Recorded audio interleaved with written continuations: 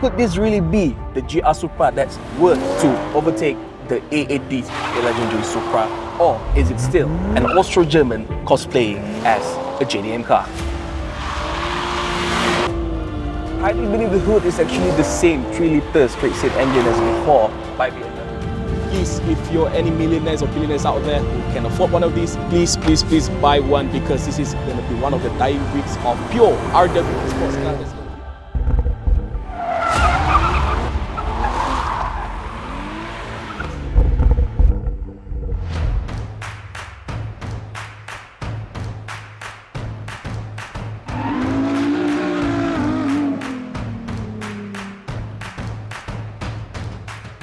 It is never an easy job for any automakers in the world to create a replacement for one of their iconic models, let alone a JDM legend. And the same thing can be said about this new Toyota GR Supra. Launched back in 2020, this is a joint development between Toyota and BMW, which has garnered a rather controversial status, especially among those so-called enthusiasts like I mentioned. This car only comes in automatic transmission, which of course enrages all the so-called fans. And in 2023, the GR Supra finally comes with a 6-speed manual option, and it is come with a straight-state engine as before, but with a more power. So could this be finally the GR Supra that's gonna outlive the legendary A80's legacy? Or is this still another Austro-German machine that cosplays as a JDM?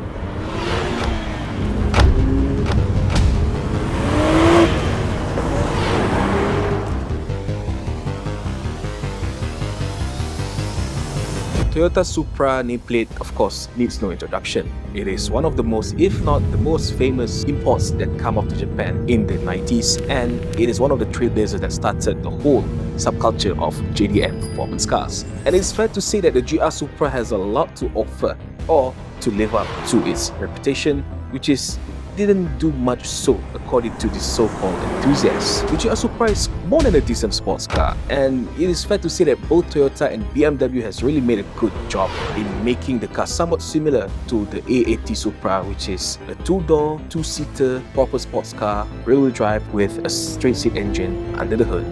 So hiding beneath the hood is actually the same 3-litre straight-state engine as before by BMW obviously, but now with a better output of 383 horsepower and a whopping 500 Nm of torque. And of course, it's now mated to a 6-speed gearbox by ZF. Mind you, this is the same unit used on both the M3 and the M4 for the European market. And I have to say, now that the car comes with a straight-state engine and the 6-speed manual combo, it actually brings it closer to the original A80 Supra. So in terms of the gear shift and everything, the gearbox feels very nice, it's very good, but I have to comment on the foot pedal because it's offset to the right a bit, so it's gonna take you a little bit of time to get used to, but nonetheless, the car still feels great. The pedal and everything, the shifting is very nice and neat. But more importantly, with this car basically having the same 6-speed layout and the 6-cylinder engine, it actually sounds like a Supra almost. But I have to say, for BMW, their straight-state engine screams very, very nice, like this.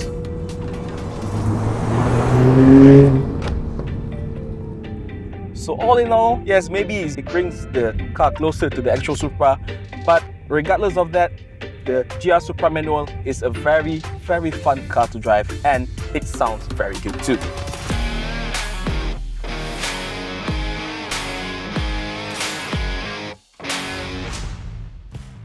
It's not really a suitable car for those who want to buy a first proper sports car because the power can be quite daunting for some. Because for example, for you to really appreciate the straight-state engine sound, you really need to hit the red line. But the problem when you do that, you can see, even on the second gear, I almost reached 100 kilometers. So you can really see how much power this car has. So maybe for some amateurs who don't have good grasp on this car power, it can be quite dangerous. But other than that, I have to say good job for BMW and Toyota, because this powertrain combo between the 6-speed manual and the straight-state engine is a very perfect one. The tuning is very nice. I mean, even you got abundance of power and torque. Even on the 5th gear, for example, I can just outtake people on highway rather easily. You don't need to downshift, but for the straight-state, you really want to hit the red line. But nonetheless, the GR Supra with this 6-speed manual is a very, very nice sports car for you to have. And another good thing about this Bavarian-Japanese collaboration is that unlike other GR badge cars we've tested earlier, the GR Supra feels more posh and luxury thanks to its Bavarian nature. For cabin, of course, present here includes the all-leather upholstery. You also got some carbon fiber trims on the central console and other parts of the interior. 8-way power adjustable front seat with semi-bucket design, which feels quite secure and comfortable at the same time. You also get this nifty aluminum foot pedals, which we can see it's quite offset to the right because you have to remember this car was not meant to be designed as a manual car, so they don't really have much space for an extra pedal here. But nonetheless, this thing you can just get used to it in quite a short time. Of course, in decent tech amenities present here include the 12-speaker JBL sound system. You also get the 8.8-inch infotainment display that supports Apple CarPlay, but sorry Android users, no Android Auto for now. A multicolour TFT display with a head-up display that helps drivers to feel more engaged when driving and making them less distracted. Safe to say, it has quite a livable space, so much so that you can really make the GR Supra as your daily performance sports car. Alright, so in terms of cabin layout and ergonomics, you can see is a little bit of compromise can be seen here. I mean, first thing first, this car is actually been designed for an automatic transmission, so you can see to make room for the manual shifter here, the infotainment control dial has been moved to the left, so it's quite off from the original position, but drivers can still reach it nonetheless. But what jarring compromise is actually on the foot pedal because it has been offset to the right, so the clutch pedal is actually quite hard for some people, especially those with big foot, to access, but it takes a while to get used to, but once you get it right, then it should be no problem. And of course, this being a joint venture with BMW, the cabin actually feels much more nicer, much more posher compared to other Toyota GR cars. So yes, it's still a sports car. Ergonomics could be a little bit better, but at least you're on a lap of luxury. And to no one's surprises, the GR Supra is a delightful car for you to drive around corners. Because according to Toyota, the GR Supra is actually shorter in both overall length and wheelbase compared to the A80 Supra Mark IV, while at the same time, seats are lower and wider than its predecessor, combined with its almost equal weight, which is around the 1500 kilogram mark, and the wider set of tires, which is 255 at the front and 275 at the rear, using Michelin Pilot Sport 4 as high-performance tires. The GR Supra is truly a driver's delight.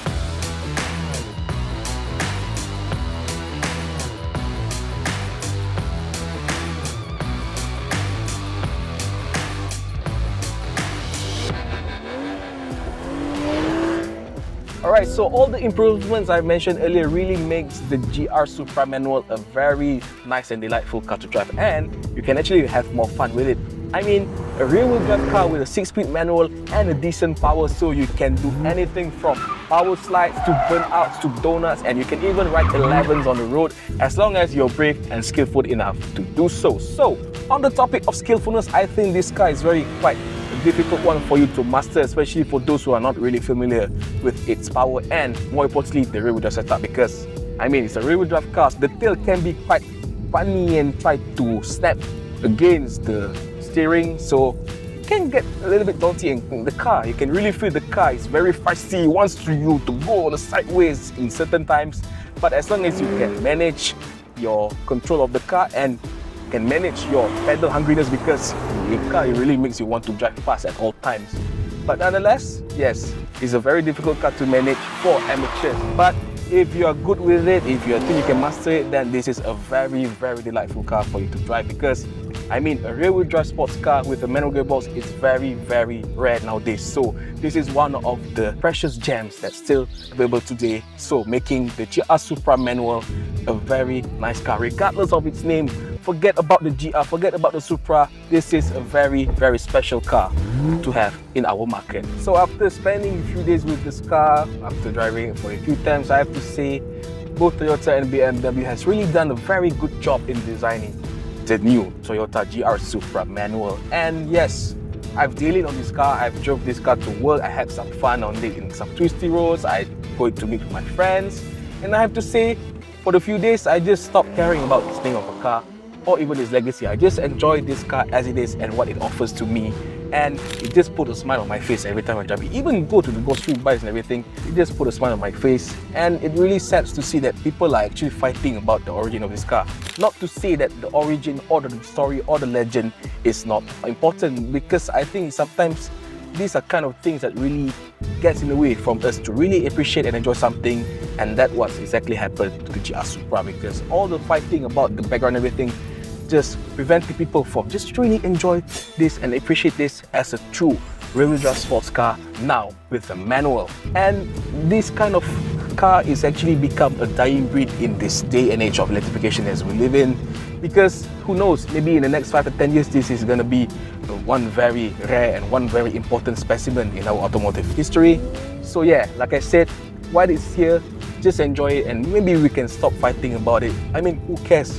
It's a Supra, it's a BMW, whatever you call it, it is still a very nice and delightful car for you to drive. So let's just enjoy it before things start to turn electric, because once it gets to electric, you cannot hear this anymore.